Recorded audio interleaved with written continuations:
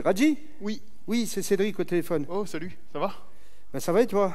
Bah ça va, pas mal. Enfin bon, moi presque. Tu sais, je suis à Liverpool, là, chez British Beer. Ah oui. Et en fait, je dois leur installer la nouvelle appli de gestion de stock et les former. Mais en faisant la formation, ben, en fait, je suis tombé sur un problème et là, je t'avoue, je sèche. En fait, je t'explique. Quand je crée un brouillard pour voir l'état des stocks, ben, ça prend des plombes. J'ai jamais vu ça. Ce que je vais faire, c'est que je vais analyser ce qui se passe à distance. Mais comment tu vas faire?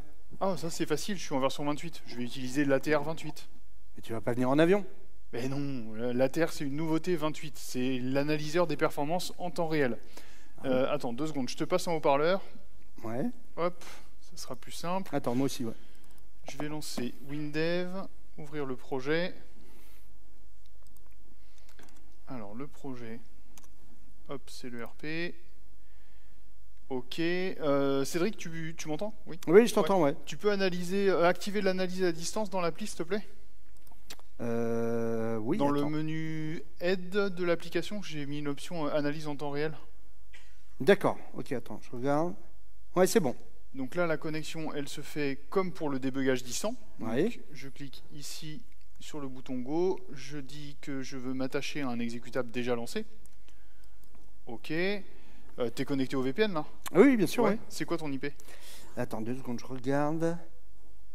188, 168, 23, 104. 23 104. Ok. Je te vois. Je valide. Ok. Alors sur la droite ici, le volet de l'ATR c'est ouvert. Alors du coup, Cédric, tu peux y aller. Vas-y, clique pour lancer le brouillard. Ok. Voilà. Et moi, je vois en temps réel les performances de l'application. Donc j'ai un plateau rouge là dans le graphe. Tu vois, là, c'est lent. Ouais, je le vois en fait, j'ai le plateau rouge. Ah. Ça veut dire que le plateau rouge, en fait, ça veut dire qu'il y a un traitement qui a bloqué l'interface plus d'1 seconde. Alors, du coup, qu'est-ce qui se passe? Je clique sur le plateau rouge pour voir ce qui s'est passé. C'est la procédure crée brouillard qui a pris 10 secondes et 385 millisecondes. Qu'est-ce qu'il y a dedans? Calcul valorisation, 10 secondes 385 aussi. La requête reste, 10 secondes 0,18. Et l'appel à la fonction wlangage reste en voie. On va aller voir le code. Donc je clique sur la ligne sur le bouton code. Donc j'arrive directement dans le code. Alors qu'est-ce qu'on a? Oh là. Comme ça, à vue de nez, je dirais qu'on a atteint le timeout.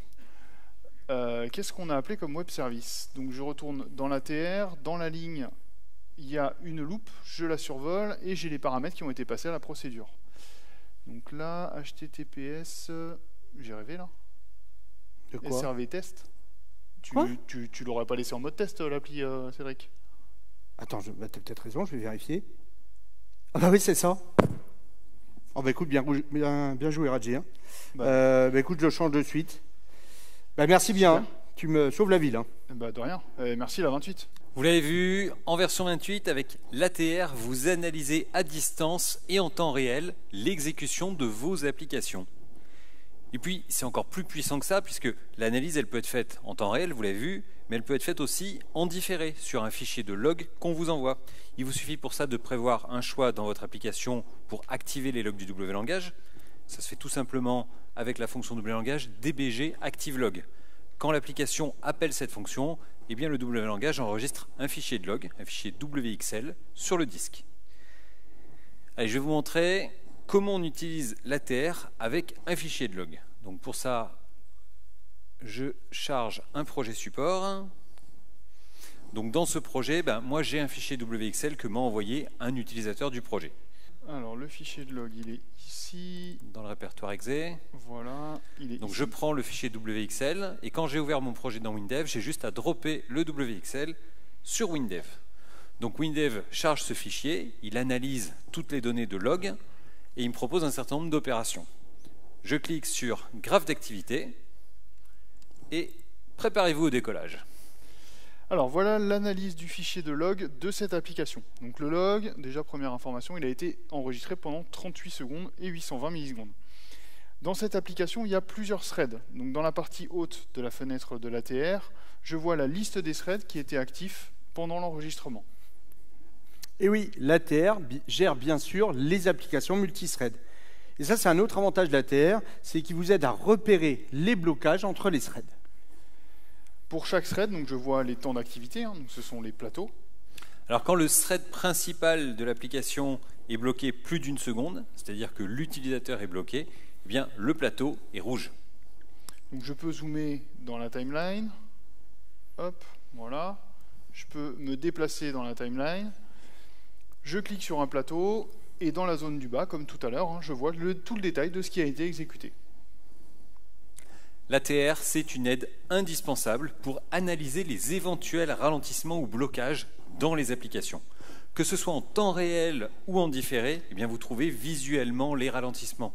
Vous comprenez les points de blocage, vous corrigez ce qui bloque vos utilisateurs.